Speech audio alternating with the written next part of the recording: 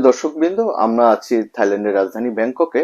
তো আমাদের জন্য সৌভাগ্য যে আমরা বাংলাদেশের মানবাধিকার কর্মী এবং সদ্য বাংলাদেশ মানবাধিকার কমিশনের সদস্য হিসেবে নিয়োগপ্রাপ্ত নূর খান লিটন কে আমরা ব্যাংককে পেয়েছি।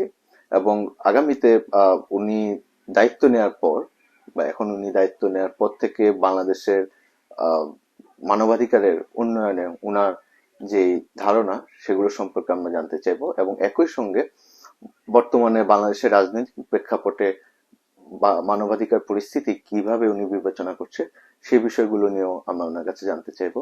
দীর্ঘদিন ধরে মানবাধিকার কমিশন নিয়ে মানুষের মনে যেমন আশা ছিল, তেমনি মানুষের ভিতরে একটা অনাস্থাও ছিল যে মানবাধিকার কমিশন তার কাজ যথাযথভাবে করছে না বা করতে পারছে না। এবার মানবাধিকার কমিশনের কাছে বর্তমান প্রেক্ষাপটে মানুষের প্রত্যাশা আরো বেশি। মানবাধিকার কমিশনের সবচেয়ে বড় চ্যালেঞ্জ হবে যে এই যে সাম্প্রতিককালে যে মানবাধিকার লঙ্ঘনের ঘটনা ঘটছে, এই মানবাধিকার কমিশন যে একটা নিষ্ক্রিয় ভূমিকায় গত 1.5 বছর ধরে আছে, সুতরাং এই সময়কালে যে মানবাধিকার লঙ্ঘনের ঘটনা ঘটেছে এবং বর্তমান যা ঘটে চলছে এগুলো নিয়ে কাজ করা।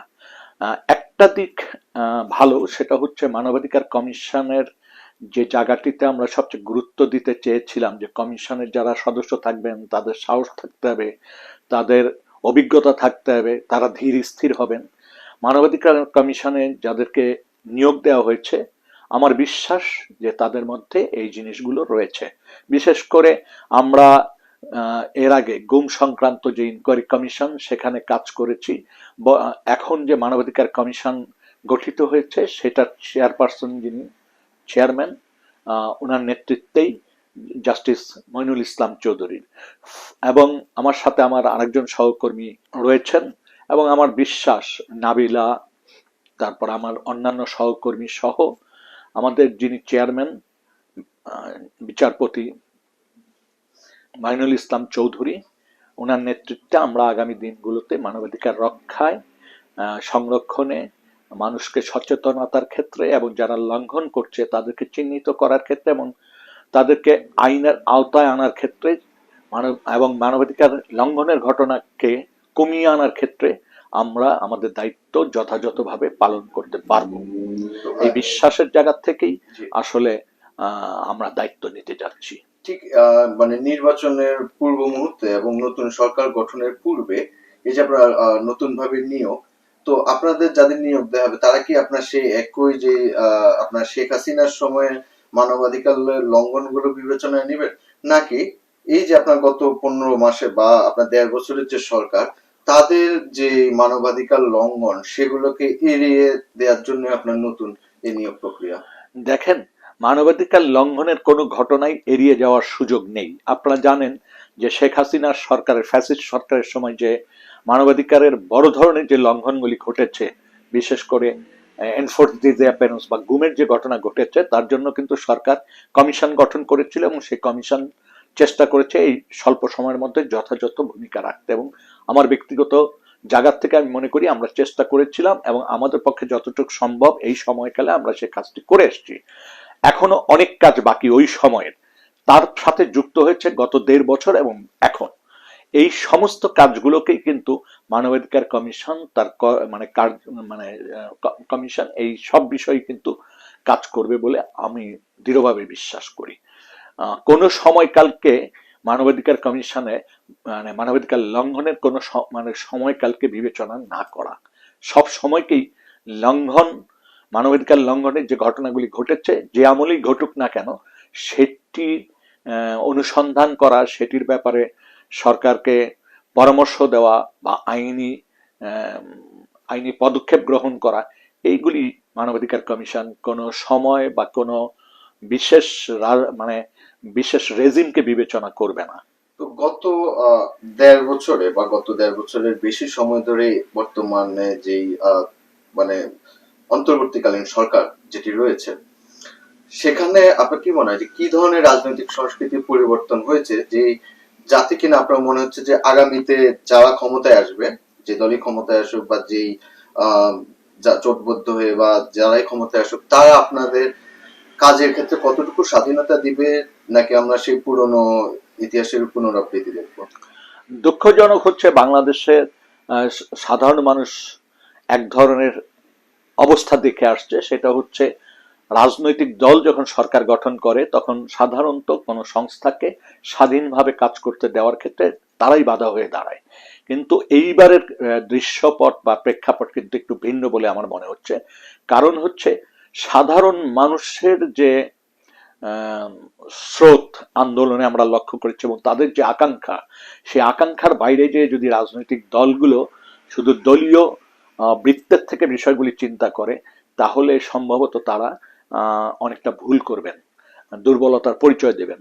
আমার বিশ্বাস যে এই যে তত্ত্বাবধায়ক মানে অন্তর্বর্তীকালীন সরকার, এই সময়কালেও তো মানবাধিকার লঙ্ঘনের অসংখ্য ঘটনা ঘটেছে। মিথ্যা মামলা দিয়ে মানুষকে হ্যারাস করা হয়েছে, হয়রানি করা হয়েছে, নির্যাতন করা হয়েছে, নিপীড়ন করা হয়েছে, এবং এই সময়কালেও আইন শৃঙ্খলা রক্ষাকারী বাহিনীর হাতে বিচার বহির্ভূত হত্যাকাণ্ড, নির্যাতন, এই ঘটনাগুলি কিন্তু ঘটেছে। যদিও কিছু কিছু ক্ষেত্রে উন্নতি হয়েছে, যেমন এনফোর্স ডিসঅ্যাপিয়ারেন্সের ক্ষেত্রে অনেক উন্নতি হয়েছে, কিন্তু একেবারে বিলুপ্ত হয়েছে মানে একেবারে বিলুপ্ত হয়েছে বিচার বহির্ভূত হত্যাকাণ্ড বা নির্যাতন, এইটা বলার কোনো সুযোগ নাই, কারণ আমরা সাম্প্রতিককালে এই জিনিসগুলি দেখছি। এবং আমরা দেখেছি যৌথ বাহিনীর যে অপারেশন হয়েছে সেখানে মানে সাবেক সরকারি দল আওয়ামী লীগ, মানে ফ্যাসিস্ট আওয়ামী লীগের নেতাকর্মী, ছাত্রলীগের নেতাকর্মী, যুবলীগের নেতাকর্মীকে ঢালাওভাবে গ্রেপ্তার করা হয়েছে। এবং দুর্ভাগ্যজনক হচ্ছে যে বাংলাদেশের এই যে ভীতিকর পরিস্থিতি জন্ম দেওয়ার ক্ষেত্রে কোনো সরকারই যত্নশীল না, যে ভীতিকর অবস্থা থেকে তাদেরকে পরিত্রাণ, মানে তাদেরকে বেরিয়ে আসতে হবে। কেন যেন মনে হয় যে আইন শৃঙ্খলা রক্ষাকারী বাহিনীর হাতেই আমাদের রাজনীতিবিদরা বা আমাদের যারা দেশ পরিচালনা করেন তারা সেখানে আবদ্ধ।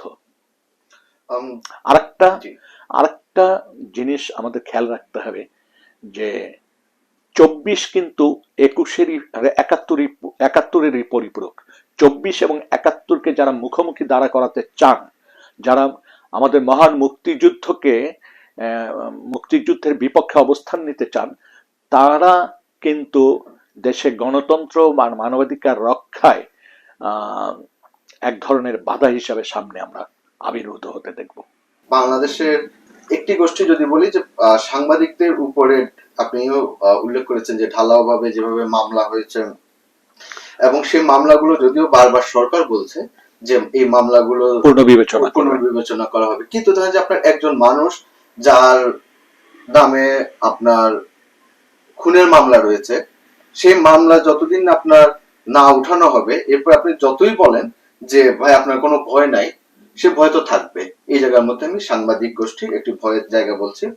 আরেকটা হচ্ছে যে বাংলাদেশের সংখ্যালঘু সম্প্রদায়, যারা আপনার এই গত 5ই অগস্টের পরে, 24শে 5ই অগস্টের পরে বিভিন্ন ভাবে আমরা নির্দিষ্টভাবে হয়তো কাউকেই এখানে দোষী করতে পারছি না বা আমরা অভিযোগ করতে পারছি না, কারণ সরকারের থেকে আসলে সেই ধরনের কোনো পদক্ষেপ আমাদের চোখে পড়েনি যেখানে বলা যায় যে এই গোষ্ঠী বা এরা এই জিনিসটার জন্য দায়ী। তেমনি সংখ্যালঘু সম্প্রদায় এবং এছাড়াও আরেকটা হচ্ছে যে আমরা দেশের বিভিন্ন জায়গায় নারীদের উপর যে ধরনের আপনার মব জাস্টিস দেখতে পেয়েছি, আমরা যে ধরনের তাদেরকে হয়রানির জায়গা দেখতে পেয়েছি, তো আগামীতে এই সরকার তো চলে যাবে, আগামীতে যারা আসবে সেক্ষেত্রে আপনার কি মনে হয় যে এই 3টি গ্রুপ যদি আপনি একটু বলেন যে তাদের এই বিষয়গুলো রক্ষার ক্ষেত্রে আপনারা যারা সরকারের মানবাধিকারের জায়গার মধ্যে থাকবেন, মানবাধিকার বিবেচনা এবং মানবাধিকারের মানে একটা ফ্রেম হয়তো আপনাদের মাধ্যমে মানে প্রতিফলিত হবে, সেখানে আপনারা আসলে কি ধরনের ভূমিকা রাখতে পারেন এবং আসলে পরিস্থিতিটা কিরকম হবে বলে আপনি ধারণা করতেছেন? দেখেন, 5ই আগস্টের পর আমরা কয়েকটি ঘটনা আমরা লক্ষ্য করেছি। সেটা হচ্ছে সরকার যতই বলুক না কেন, এই যে ফলস মামলাগুলি দায়ের হয়েছে কাউকে ঘায়েল করার জন্য, শুধুমাত্র যে সাংবাদিক পেশার সাথে সংশ্লিষ্ট ব্যক্তিবর্গ তা না, নানান পেশার মানুষ, ব্যবসায়ী, সাংবাদিক, তারপরে তৎকালীন আওয়ামী লীগ যিনি কোনো খুন খারাপির সাথে যুক্ত না, তাকেও দেখা গেছে এটার সাথে যুক্ত করে দেওয়া হয়েছে। এমনও দেখা গেছে যে একই দিনে একই সময়ে একাধিক জায়গায় একটা মানুষকে খুনের মামলায় আহ, আটক করা হয়েছে বা মামলা দায়ের হয়েছে। আপনি অবাক হয়ে যাবেন, স্যার সলিমুল্লাহ এতিমখানার একজন তত্ত্বাবধায়ক ছিলেন হারুনুর রশিদ, তার বিরুদ্ধে ঢাকা শহরে প্রায় একই সমসাময়িক সময় 3 থেকে 4টি মামলা দায়ের করা হয়েছে এবং তার কাছ থেকে টাকা নিয়েছিল, এবং সেই টাকা নেওয়ার সময় সেনাবাহিনীর অপারেশনে যারা টাকা নিতে এসেছিল তাদের সেই চাঁদাবাজদেরকে গ্রেপ্তারও করা হয়েছিল। কিন্তু দুর্ভাগ্যজনক হচ্ছে পরবর্তীতে কিন্তু এই ব্যক্তিকেই সেই মানে মিথ্যা মামলায়, আমি বলবো প্রাথমিকভাবে এখন পর্যন্ত তার বিরুদ্ধে যেহেতু অভিযোগ আনা হয়নি, তাই মিথ্যা অভিযোগে তাকে কিন্তু এখনো জেলে মানে থাকতে হচ্ছে দীর্ঘদিন ধরে। সরকার যদিও বলছেন যে এই ধরনের মামলার ক্ষেত্রে তারা যথাযথ তদন্ত করে মানুষ যাতে হয়রানির শিকার না হয় সেটি দেখবেন, কিন্তু দুর্ভাগ্য ইতিমধ্যে তো অনেকেই কারাগারে আছেন, অনেকে পালিয়ে বেড়াচ্ছেন, অনেকের অর্থ কষ্ট দেখা দিচ্ছে। এটি একটা হত্যা মামলা বা এই ধরনের গুরুতর অপরাধের ক্ষেত্রে এত সময় নিয়ে যখন আপনি বিবেচনা করবেন, তখন যারা ভিকটিম বা যাদেরকে প্রাথমিকভাবে দায়ী করে মামলা দায়ের করা হচ্ছে তাদের কিন্তু নাভিশ্বাস উঠছে। 1। 2 নাম্বার হচ্ছে আপনি পদক্ষেপ নিচ্ছেন না, কিন্তু মব তৈরি করে কিছু মানুষ, কিছু সন্ত্রাসী মানুষকে যুক্ত করে তার উপর হামলা করছে, তার উপর তার কাছ থেকে চাঁদা নিচ্ছে, তার সম্পদ দখল করে নিচ্ছে, এই ঘটনাগুলি আছে। আর সংখ্যালঘু সম্প্রদায়ের উপরে 5 তারিখ থেকেই, আর 5 তারিখ রাত্রে থেকেই কিন্তু আমরা সারা দেশের বিভিন্ন অঞ্চল থেকে খবর পেতে পাচ্ছিলাম।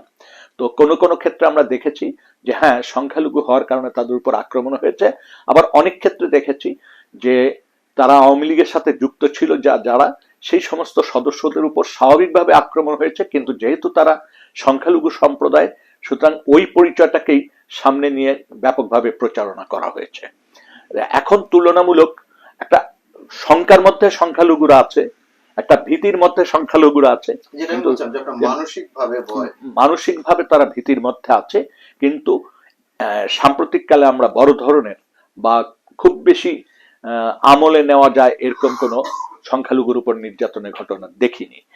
এই চট্টগ্রামে যদিও রাউজানে এর ভিতরে কয়েকটি বাড়িতে আগুন দিয়ে পুড়িয়ে দেওয়া হয়েছে, আহ, এবং এর মধ্য দিয়ে সরকার এমন কোন কঠিন বার্তা তাদের বিরুদ্ধে দিচ্ছে না যাতে এই মানে যারা অপরাধ করেন দুর্বৃত্ত, তারা তারা ভয় পাবেন বা তারা এই ধরনের কাজ থেকে বিরত থাকবেন।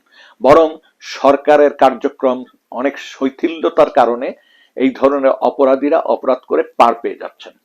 এতদিনের অভিজ্ঞতা আপনার কি ধারণা যে আগামীতে হয়তো আমরা দেখছি যে দুটি বড় জোটের থেকে হয়তো যে কোনো একটি জোট সরকার গঠন করবে, তার আপনার এই মানবাধিকারের এই বিষয়গুলোতে তাদের তাদের পদক্ষেপ বা তাদের দৃষ্টিভঙ্গি কিরকম থাকবে?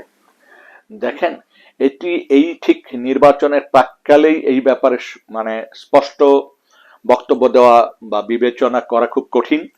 তবে আচরণগত যে জিনিসটা আমরা লক্ষ্য করছি যে দুটি বৃহত্তর রাজনৈতিক দলই রাজনীতির ময়দানে অস্থিরতা তৈরি করছেন একে অপরের বিরুদ্ধে বক্তব্য দিয়ে এবং একে অপরের উপর আক্রমণ করে। সাম্প্রতিককালে আমরা দেখেছি নির্বাচনী প্রচারণায় যাওয়ার কারণে হিজাব বোরখা খুলে ফেলানোর জোর করে এইসব প্রচেষ্টা, এগুলো কখনোই শুভ ফল বয়ে আনে না। আর বিশেষ করে চাঁদাবাজি, দখলবাজি, লুটতরাজ, মানুষকে হেনস্থা করা, নির্যাতন করা, এইটা আমাদের রাজনৈতিক কালচার থেকে বিদায় নেয়নি। বড় দুটি রাজনৈতিক দল যদি আদর্শিক রাজনৈতিক চর্চা দলের মধ্যে মানে শুরু না করতে পারেন বা আরো গতিশীল না করতে পারেন, তাহলে ভবিষ্যতের বাংলাদেশে মানবাধিকার পরিস্থিতি বলেন, গণতন্ত্র ঝুঁকির মধ্যে থাকবে।